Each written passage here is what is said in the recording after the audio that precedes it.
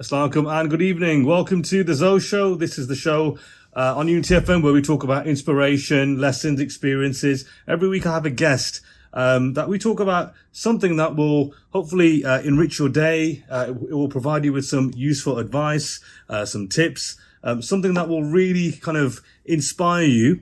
And like I said, on a weekly basis, I have a guest to talk about all these different topics. My guest for this week is actually a former colleague of mine, and he is somebody who is involved in a lot of community work, particularly in the world of cricket. But I don't want to spoil it too much. However, I will introduce him now. I've got Mohammed Arif on the show. Assalamu alaikum, Mohammed. Wa alaikum salam, Zo. How are you? I'm very well, thank you. It's so lovely to see you again, first of all, and thank you so much for coming on my show. No worries at all.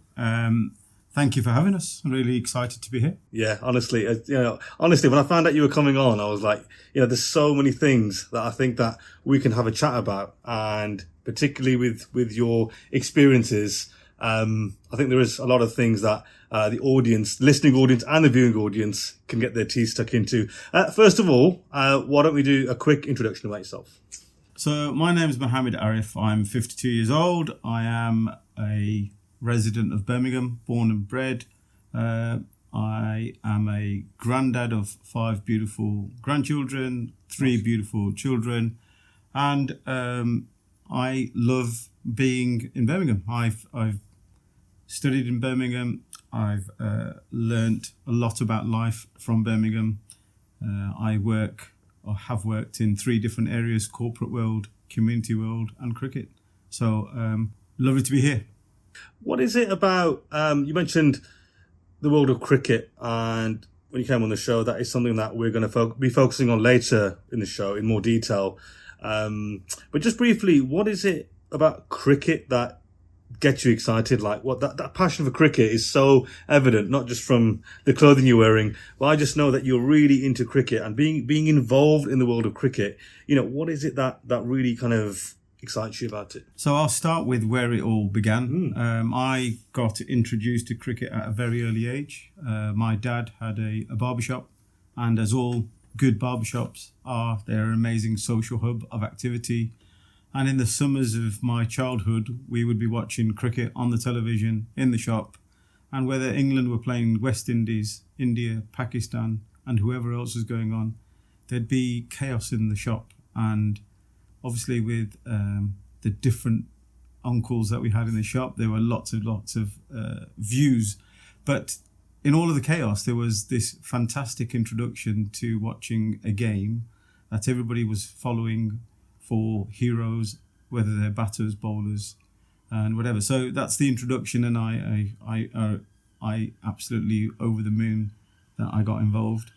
And then at a very early age at school, we luckily enough were a school that played cricket and football, and we got involved, and I started playing at a very young age, and I still attempt to play at this time, at this age, but been playing for over 40 years, and it's an amazing sport that allows people to do many things. A lot of people think it's just a day that you've wasted, a day of your life that you never get back, as I usually say.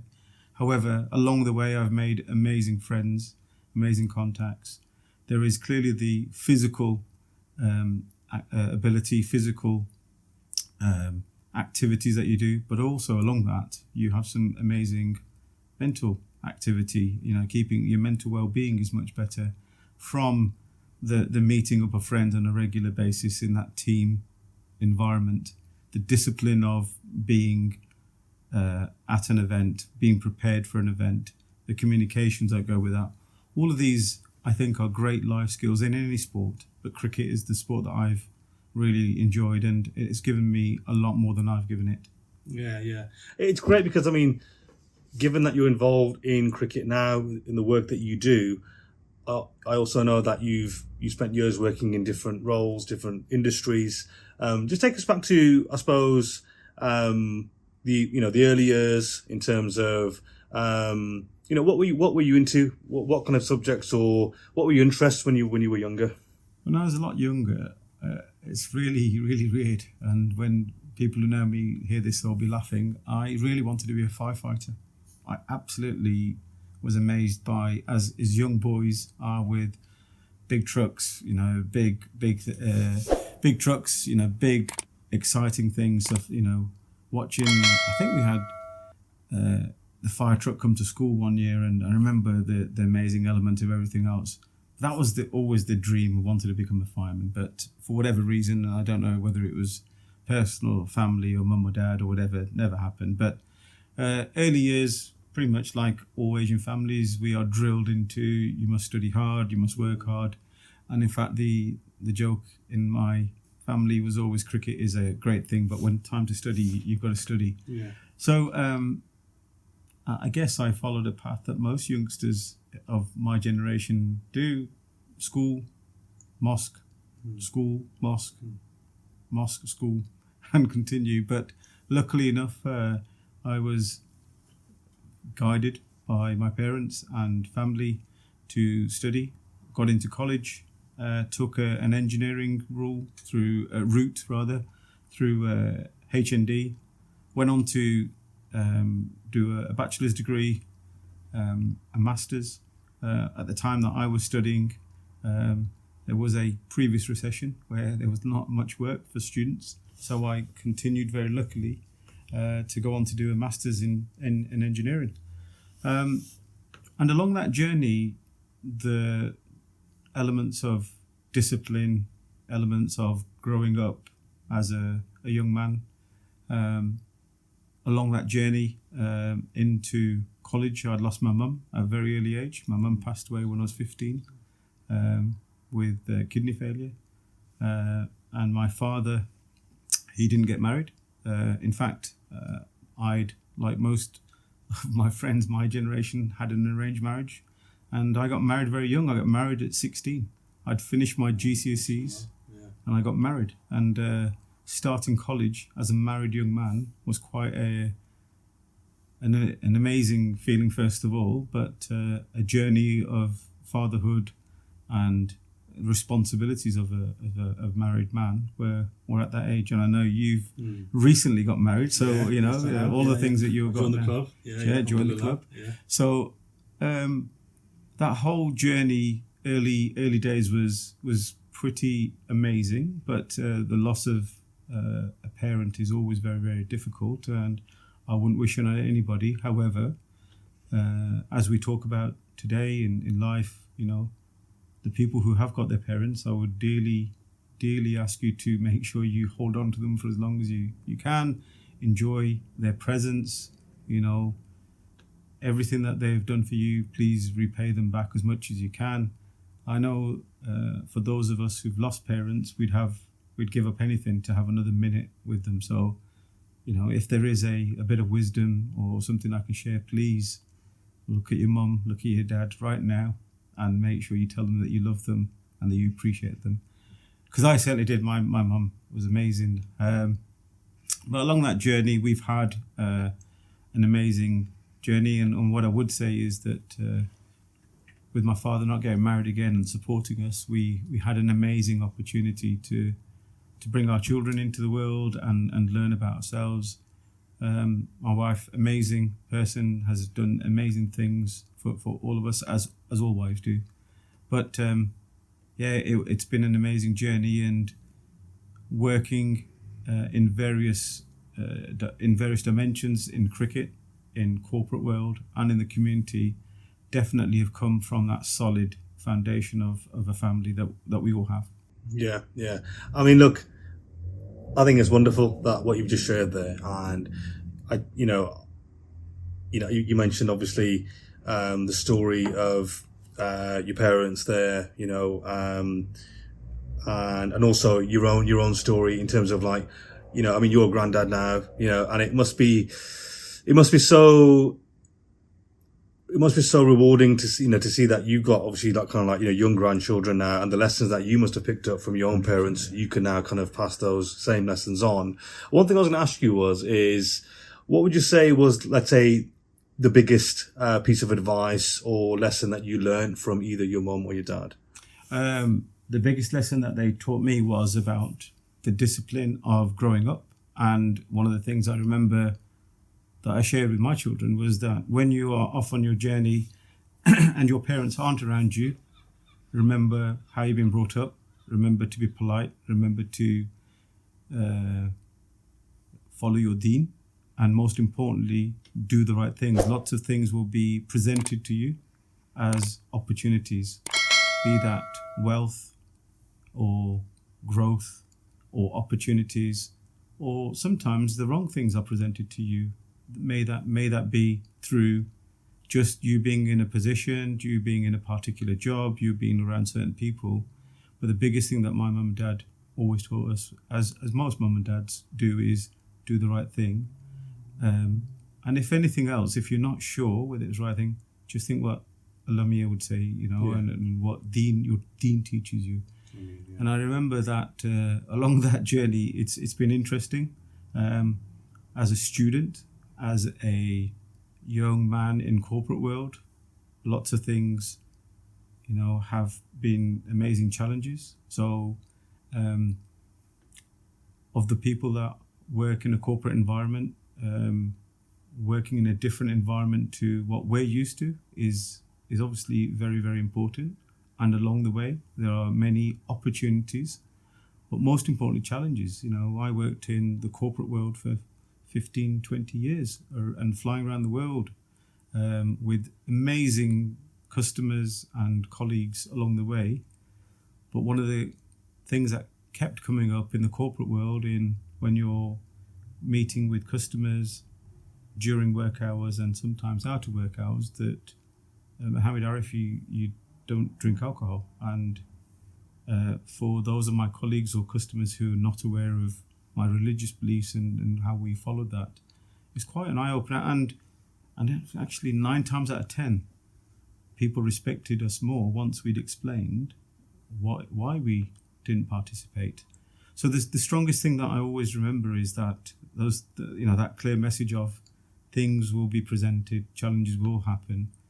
And I urge everybody who's got children or grandchildren, those foundations are really, really important. And to cement them, they sometimes need to be done not in a dictatorial way. It was a friendly chat that we had with my dad, and it was very, very important. And wise words are always spoken. Yeah. And I'll share this with you, that I always used to challenge my dad around, how come my children, you let them sleep at whatever time, they can eat whatever they want. And the wise words he told me is, if I'm still alive, when you have grandchildren, you'll know, because any parent loves their child, but their children's children are even more loved. So wise words, please, to your listeners and the viewers of this, my journey's been my journey, your journey will be your journey, but our parents are there. They do mean well, and sometimes we don't see it straight away, but hindsight's a beautiful thing. Yeah, there's always wisdom, isn't there? I think somewhere, but we don't initially see that. You mentioned that you wanted to be a firefighter when you were younger, and I often think now about children, kind of, in the modern day. We know the influence of social media and the role that technology has played, particularly in the last, I would even say 15, 20 years, but social media maybe more so the last 10 years. Do you think that having that vocational kind of spirit or the aspiration of being a firefighter, do you think there's traits of that you've carried through into later life in terms of like that determination or the strength that you've got to succeed or pursue things? I think in anything, as a young boy or girl, we all dream to be something. I ask children that we coach, what do you want to do? What, and as they go through their coaching with us, they become young men and women. And you see them on their journeys. Some of them want to follow sports, some of them want to follow medicine, some of them want to follow whatever that is. I think technology nowadays helps that, because there's a level of information out there that probably was there, but not in the social media format. It was through wisdom of the people around you. I remember the careers advice I got was the careers advisor, whose name I forget. Uncle used to come and have his hair cut with my dad, and instead of the chair pointing at the mirror, he'd call me to the shop and turn the chair around to me, and we'd have a chat about what that looked like. So, alhamdulillah, there are good bits. Information, wisdom, guidance always comes in different formats. With the dreams that I had, I think firefighting was just a thing, and it was probably the visit at the school that made that amazing. However, just the determination to do well in life, I think we all want that. I don't know anybody that doesn't want to do well in life and have a happy life, have a wealthy life in terms of their deen and their aspirations. The financial gains are just make your life easier or difficult, but it's all about being healthy. We've all just come through COVID, and I know having the chat with you when we're at work was, as long as we're still here and you're healthy, everything else will come. So the key point for me has always been making sure that we are aspiring to do whatever that is, and making sure that we've got the right frame of mind to do that. Yeah. And also, what I'm finding here is that it seems like you're a big believer in health and well-being, and playing cricket offers that in terms of, there's a sporting element of it, but there's also the kind of there's the physical activity side of it, and clearly it's beneficial for health and well-being and that community aspect of it. In terms of cricket and I suppose the physical side of it, is it something that you enjoy, and is it something that you've always enjoyed? Just being, is it the sporting side of it? Is it always something that you thought, cricket, right? I really want to play cricket, not just because it's the community and the kind of togetherness element.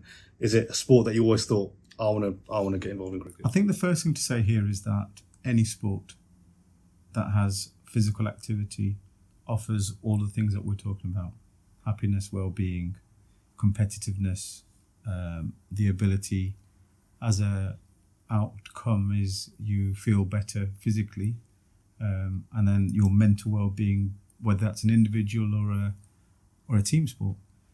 My sport was cricket that I've pursued and love. I won't say a very close second, but a passionate sport that I follow and didn't participate in is football. So in the country that we live in, football is the number one sport, if not globally. Cricket has alongside everything else has a role to play as an alternative. And traditionally, we've always talked about football being the winter sport and summer being the cricket being the summer sport. And the key thing in all of this for me has been that it was something, I guess, going back to the influence of my dad's shop and the chaos and the colour and the individual elements of a participant, be a bowler or a batter, but then as a team coming together to do that. And we fast forward that now to the world that we live in.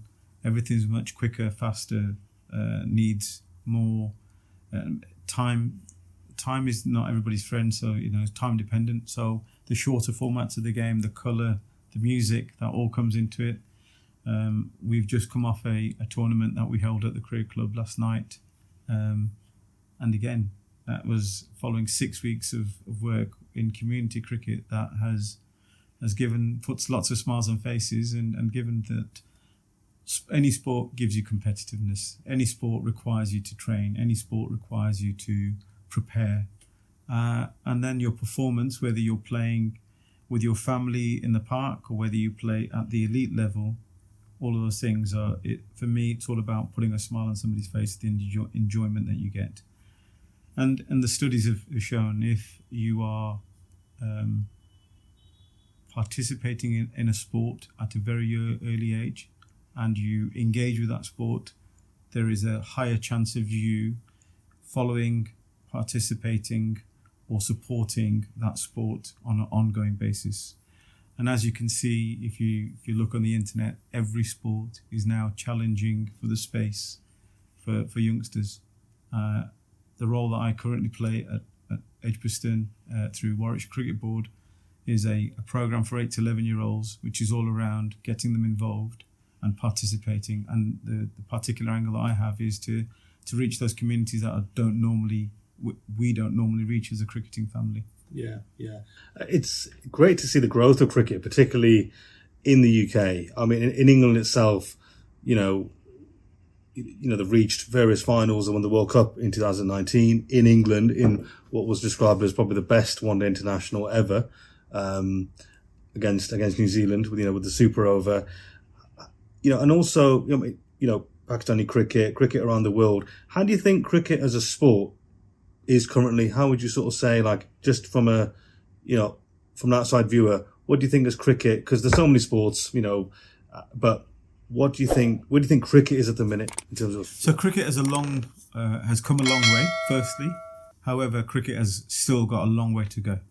Only today, I think the England and Wales Cricket Board announced that the women's team are going to be paid equal to the men's team. Now, that's taken a long time to come. So the first thing I'm going to say is that cricket is for everyone.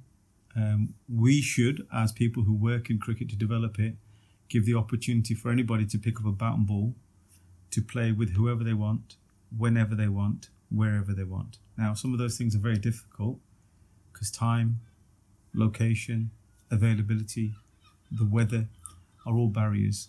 But I would say cricket has come a long way. As part of my journey, I was blessed and lucky enough to work for the England Wales Cricket Board for 3 years as a growth manager for diverse communities.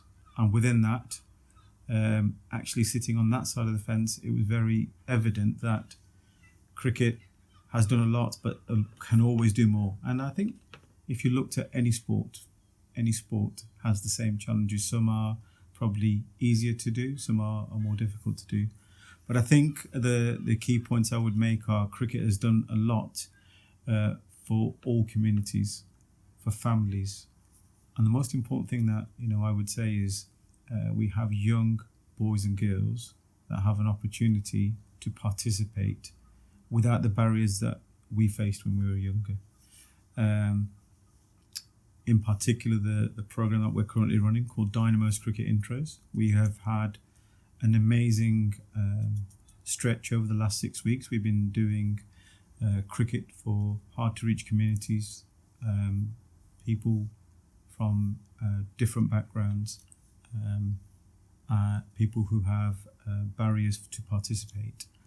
And I would say 30% of our number are female little girls. And luckily, along the way, we've been able to make sure that we have female coaches.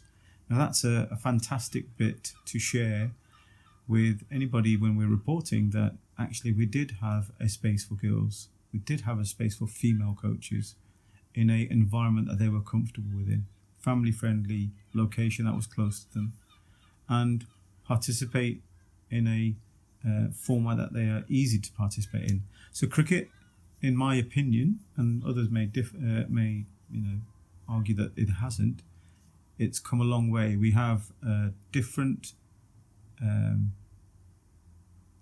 forms of cricket, whether you play, you attend, you follow, you work, you officiate, you help as a volunteer.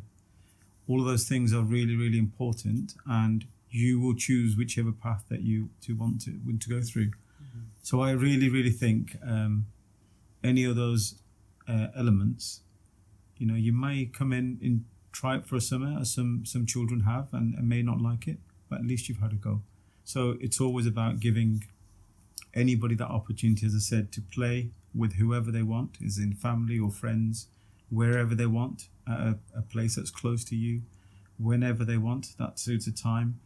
And with the wettest August that we've just had, so that's been a challenge, whether you're playing at that entry level on the performance pathway or socially with your friends or in a club or league. Yeah. I mean, I think there's so many avenues, aren't there, with cricket? And I think what you just described there very, very nicely is the fact that there are so many benefits to it, not just the sporting side of it. And I think also your journey ties into that very nicely in terms of like the discipline that is giving you the motivation for your life, for your career and your journey, which doesn't stop there, ladies and gents. We are going to take a short break there. And after the break, we'll be discussing with Mohammed more about actually his own career, and we're going to dive deeper into certain topics about cricket, which have come up in the media in the last particularly the last few years. around community, around race, equality, and we'll also just talk a little bit about, a few other inspiring things as well. But don't go away. We'll take a few 4 or 5 minute break now, and we'll come back with Mohammed Arif on the ZoShow. Welcome back to the ZoShow. My guest for tonight is Mohammed Arif. Before the break, we were talking with Mohammed about his early years, childhood, his parents, the influence that they had on his life, a little bit about cricket and what that's done for himself and also the community that he's involved in. We're now just going to talk to Mohammed a little bit more about.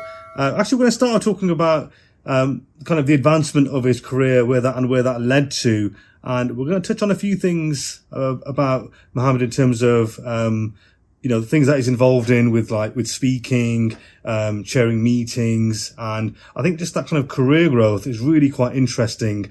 So for those who are tuning in via the radio or on YouTube, this will be a fascinating listen, actually, as it was before the break, but even more so now. Because Mohammed is going to share some quite deep reflections, actually, and hopefully this will help people in whatever stage they are in their lives or careers.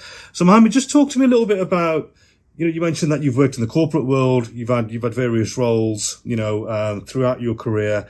So, for someone who, like I said, you're heavily involved in community work, You've obviously you've been involved in, let's say, big meetings, or you've chaired meetings, you've spoken at events, and stuff like that. What is it like when you're sort of up on stage and, when you're speaking to a whole load of people, you've got something to say, you want to really, really you want to share something really important. What is it like when you're up on that stage? But what's the preparation like for that?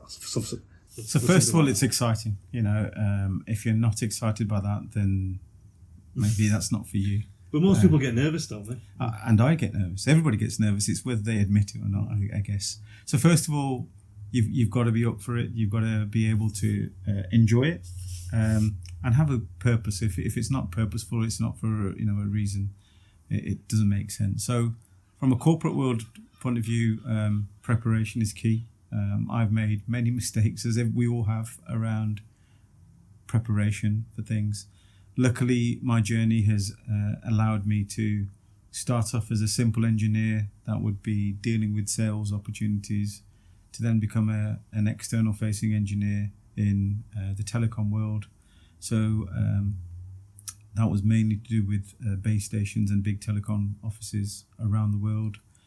Then moved on to become a hardware engineer for a company that was doing electric vehicles in 1998, and that took me to various places. It took me to the Sydney Olympics, it took me in Australia, it took me to Rio de Janeiro in Brazil. Following on from that, I went on to do a sales role with a company that took me everywhere in America, East Coast, West Coast, right in the centre, Canada, down to Brazil again. Luckily, all of these things are amazing opportunities, and it sounds fantastic, but you see the inside of a taxi, you see an airport, you see a hotel room, you see a meeting room, and if you're lucky, you meet some amazing customers and have maybe a bit of sightseeing on the way to and from the meeting. But all of those things come from an amazing opportunity. Anybody that's got a youngster, or if you're a young man or woman with a career that you've got a goal to have, follow your dream is the first thing as most people say, follow your dream, but know what you've got to do. It's all about preparation. I talk about my failures or not being prepared, trying to become a tutor for cricket. I have a close friend who was my tutor at the time, and I thought I could get away with presenting a certain way. When I went to press the button for the presentation to take place, and there was a video that was supposed to be playing, the audio didn't work, and I did get some very valuable feedback, which I hold to this day, around preparation. And if you know me, as you do, so any preparation that we've done for things, the first thing we go and do is make sure we test everything and all those things. That applies to life as well. The first time I travelled as an international business guy, it was very difficult. You don't know different rules, different regulations, different customs, different languages, different social values, all of those. And the journey that I've been on, alhamdulillah, I have experienced some amazing things. But the bedrock of all of that was the community work and the career club that I play at, and the friends that humbled me and kept me grounded. Even to this day, they mocked me for where I was going and how I spoke and all those things. But actually, we're all very proud of each other. We're a great generation of guys. And along the way, our children have now become the next generation that are playing. But the point I'm trying to make here is that you need to be surrounded by good people. You heard me say earlier on that, unfortunately, the world that we live in today has various challenges. And luckily for me, family, friends, and mentors and peers that we've had along the way have all kept me grounded. I use a phrase all the time. It's you should be confident, not arrogant. So sometimes people get that very, very mixed. So confidence to do something is amazing. Being confident to do something is amazing. Don't be arrogant with it. Never ever think that this is the only chance you're going to get. Yeah. Life will give you lots of chances. Yeah, don't be complacent with it. Yeah, 100%. No, absolutely, couldn't agree more. There's a boldness, I think, that comes with the way that you've described your journey in terms of what you're doing now. Because most people would think, getting involved in community work, public speaking, getting up on stage, even doing this podcast, like guests that I've had, they're going to think, people watching this or listening might think, I could never do that. I don't have the confidence to do that. Why would anyone want to hear my story? Or they might also think, how do you advance in your career? How do you go to the next level? And comfort zones. I always think comfort zones are so restrictive, aren't they? And you should never stay in your comfort zone. What's your advice to people who are maybe in a comfort zone, or they don't think they're in a comfort zone? How would you advise someone to say, go to the next level or get out of your comfort zone? So there's a phrase that I can't call my own, but I use it a lot on my social media, is to dream big, work hard, and surround yourself by good people. So with that, whatever you're doing, Zoe, I know you well enough, aspirations that we all have, dream big, but never let anybody say, we'd really love to give you this opportunity, but you haven't got X, Y, or Z. So the advice I would give is, and I was always given, is please, whatever you're going to do, sports, business, beauty, finance, fashion, whatever it is you're wanting to do, just do your research. Do whatever you can to find out about what it takes to be that person. And then work really, really hard to make sure that you're following all the foundation and the steps to take that to achieve your goal. Along the way, you're going to be challenged with challenges. You're going to be challenged with various things: personal, political, financial, all the barriers that are in the world today. But you've got to find a way of persevering. Surrounding yourself by good people is your foundation. Any fantastic sportsman or woman today will tell you that the core family, friends, network that they had around them got them through the tough times. Yeah. For me, my dad, I remember at a very early age at university, I had a significant failure. I failed a year because there were some challenges with the birth of my son, Farhan. He was born a little bit early, and therefore trying to study, exams, traveling to hospital, well, it was a challenge. And the reality is that it isn't all beautiful. There are challenges. So I had to retake a year. Devastating. Those people have been through that. It's the end of the world for some people. But the wisdom I had was, my dad went, we go again. Mm-hmm. Don't worry, we'll go again. Yeah. It doesn't mean that the world stops. Yeah. And the value that taught me around life is that your family, comes first. Dream big, work hard, surround yourself by good people. So luckily for me, that whole experience gave me an opportunity to continue and finish my degree and go forward. But for your listeners and people watching this, the only thing I would keep saying is never ever let anybody tell you you can't do something. If you ever listen to any amazing sportsman, woman, businessman, businesswoman, person high in deen, they will always say, follow your deen, respect your elders, make sure that you're doing everything that you can to progress by doing it, alhamdulillah, in the right way. Yeah. And whether you do it very quickly, or whether it takes a long time, or whether you never get there, at least you've tried. And with your du'as and your salah and the support network, that's the advice that I would give. And I'm really worried about the future of the next generation in a way that there are far more challenges today than there have ever been. We were involved in a park not very far from here, where we were involved in some cricket for the summer, but they asked us to come along because they'd had some antisocial behaviour. Some youngsters that were visiting the park were involved in helium balloons and all of that stuff. And the brothers that were in the park actually were just trying to give wisdom to the youngsters about the effects it can have.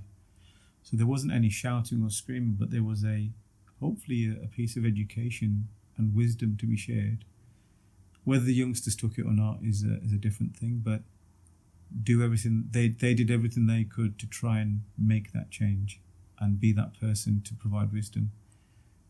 And the worrying thing is when the wisdom stops, or the good people to try and nudge you onto the right path, that's when it's going to be very difficult. So it's scary, but alhamdulillah, we're still blessed with good people out there who give up their time, volunteer, and do the right things. And I just go back to the journey that we're all on, whatever it is, with your faith, whether it's with your beliefs, or whether it's with your family and the job that you're doing.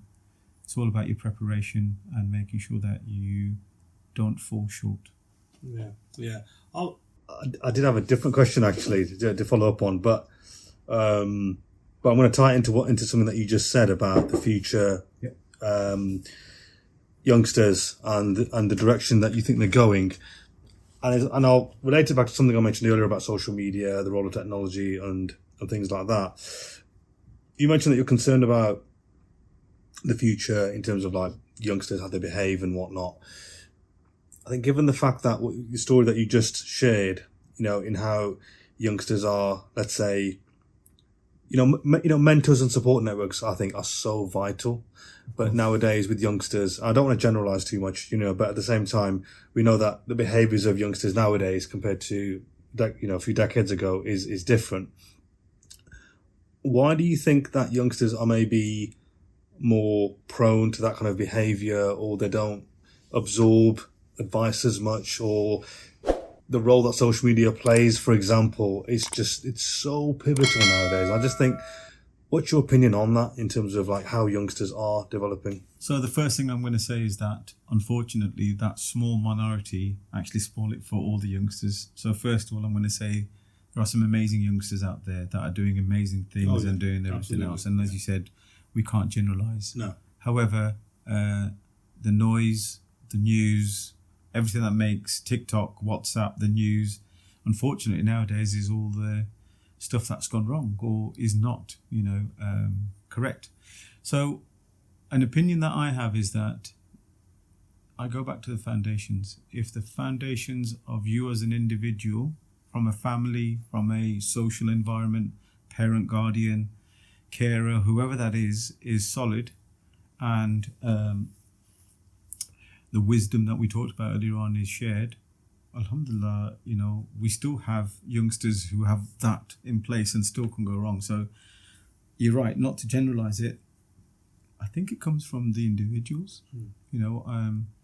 I'm watching a bunch of youngsters develop, whether I coach them, whether they're family, whether they're friends, and actually watching them develop over the last 10 years, it's been amazing. And the ones that have done really, really well, probably are the ones that we probably thought were going to be the ones that struggle. So sometimes adversity and the challenge of that, or not having certain things, drives people. So my opinion is all around the individual, but there are factors that can influence that, being the family surroundings or the caring surroundings. Social media has a place in all our worlds. I know certain families don't allow their children on social media or watching social media, whether that's an iPad or YouTube or anything like that. Certain families stick an iPad under the nose of a child because they think that's the appropriate way that they want to develop their child. So there's no right or wrong. I think it comes down to social media has a place, whether we like it or not, in our world. But the example we've talked about most recently is the Qatar World Cup. Now, if we didn't have social media, we wouldn't have an opportunity to see what people on the ground really thought of the Qatar World Cup. And people still may differ, but I use that as an example of positivity. There were lots of things being said about Qatar as a World Cup.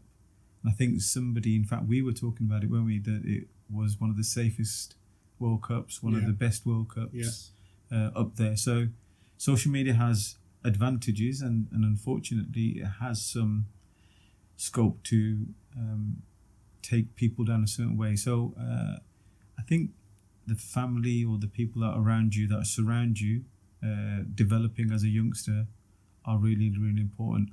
Unfortunately, people who have strong families around them still have youngsters that go. So I think social media is here, whether we like it or not. It's just how you as an individual develop and are driven that way. But on the opposite side of it, just to lift the conversation slightly, what it does do, I suppose, it highlights the kind of the growth and the evolving trends that we're seeing now, particularly if we look at, sports such as football, cricket, the rise of the women's game, for example, in football, with the Lionesses succeeding last year, make the World Cup, most recently, and women's cricket, for example, and the equality and the diversity that it brings. I think that is one positive aspect. And that's not just down to social media, but, I think the way that the world is changing, I do think that's a positive thing. What's your opinion of cricket and the direction that it's heading? I go back to something that I stick to, which is a bit of a philosophy around how you deal with anything. The first thing is you must engage with whichever community that you're dealing with, whichever participant that you want to deal with. The second thing is to establish what they want to do. Do they just want to pick up and bat for that afternoon, or is that a career that they want?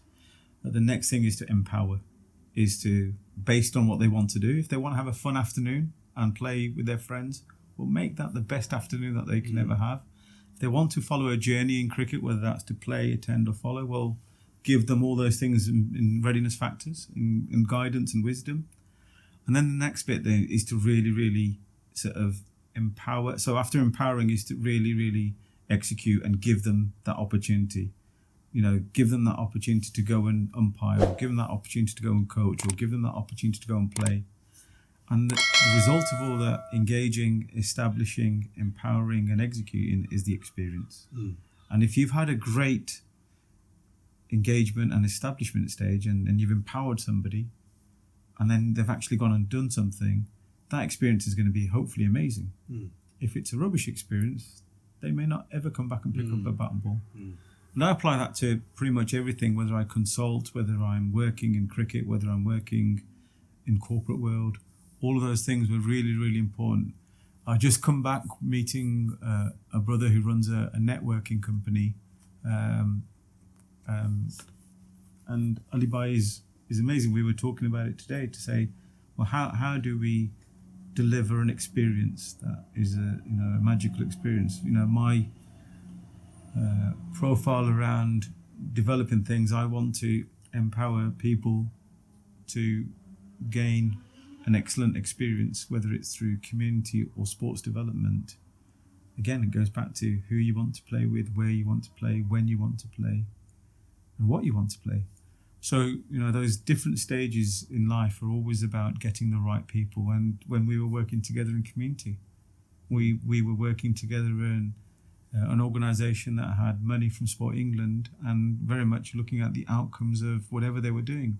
But if you remember, we always talked about where have you been, where are you now, where are you going, and those stages of engaging, establishing, empowering, executing led to an experience which then had some either impact or outcomes.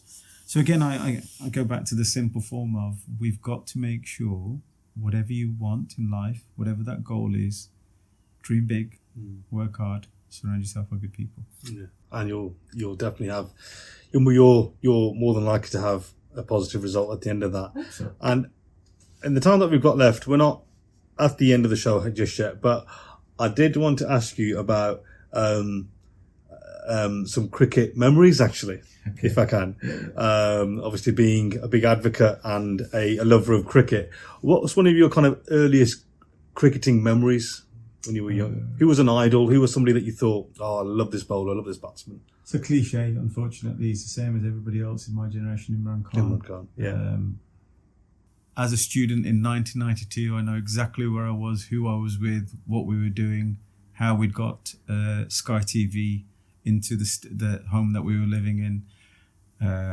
It was Ramadan. It was a very early start in the morning because the finals were being played in Australia. Yeah. Was it Melbourne? Melbourne, The final, MCG. Yeah. Watching the game, getting very upset that we didn't score enough runs, and then Imran Khan, Javed Miandad, putting on a great score, having to leave the house to go and be involved in an exam, but having a phone with me and checking the scores, and jumping up and down in the middle of when Pakistan won, rushing back to the house. So that iconic era of cricket. I think from a spectator point of view, that was then Yunus Khan and the team winning at Lords in the T20. Yeah. Most recently, Champions Trophy against India, being at the Oval, watching that game live with some close friends who've been on a journey with me in cricket was probably a highlight of physically being at a stadium. There are lots of being at the World Cup final 2019 when England, as the Super Over that you talked about. You were there. I was there with some friends. We'd had 6 teams from around the world that we were working with, that we'd given an amazing experience. They'd been on the pitch at Lords at half-time. So, alhamdulillah, I've been very blessed cricketing-wise. I can't not forget to mention the club that I play at. Amazing bunch of people. I've learnt everything that I know about in terms of playing with a great bunch of friends who've taught me to be humble and have grounded me various times. And when they hear this thought, they'll be laughing. I work at Edgbaston. I've been working at Edgbaston and the Warwickshire Cricket Board for many years as a casual coach. The cricket board are amazing. We have an amazing group of community coaches. The opportunity that I'm currently with is all about giving the experience for 8 to 11-year-old boys and girls from communities the opportunity to play cricket in this summer. We've nearly got 750 of those boys and girls played over the last 6 weeks, and we've got an amazing opportunity. We've had the 100 trophy with us. We've taken it to various schools, various leisure centres, various communities, various places of worship. The memories of that was amazing. We had a young girl that we met today that is just going on a journey to book her place as a trialist for Warwickshire, and 11-year-old. Just her look in her eyes when we were talking about what that could look like. The coach that was with us, she talked to her about her journey because she's currently playing at Warwickshire. So there are so many stories, and I'll forget to mention all of them, but the last 12 months have been amazing, and I'd like to personally thank everybody that's made some form of input, whether you've helped create an opportunity, given us the opportunity to take people places, colleagues that I've worked with in the past, colleagues I'm working with now. We're all blessed, and along the way, It probably is always something that you always think back and say, "Oh, we should have done that differently." I think we've been very lucky, and you learn from your mistakes. So yeah, I've definitely dreamed big, worked hard, and surrounded myself with good people, and we're getting great things. Yeah. I think, like I said, I think there's so much wisdom that's been shared already in the episode so far in this show. However, I was going to say, because we're kind of at the end now, do you have any final thoughts or reflections? Any maybe final bits of advice for our viewing or listening audience? Something that you want to end the show on? Nothing. So first of all, thank you for having us on the show. It's been amazing. Great to catch up. My closing thoughts are just going back to what we said at the start. Keep a very clear goal in focus in life. Remember to respect your family, your parents. They're the people that are there with you, rain or shine, good or bad. And I'll go back to the elements of keeping it simple, working very hard, and dreaming very big. The key word, I think that's one of the key themes of tonight. Well, that is the key theme, I suppose.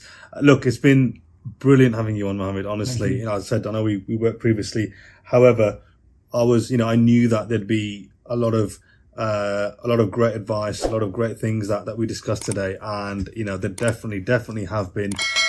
For those of you who've tuned in via the radio or on YouTube, please do leave a comment. Please do let us know if there's anything that's resonated with yourselves. We will be back next week for the ZoShow, so please do keep tuned on the updates for that. However, that is the end of the show now. I'd like to thank everyone who's tuned in, and we'll hopefully see you again soon. Thank you very much. Assalamu alaikum.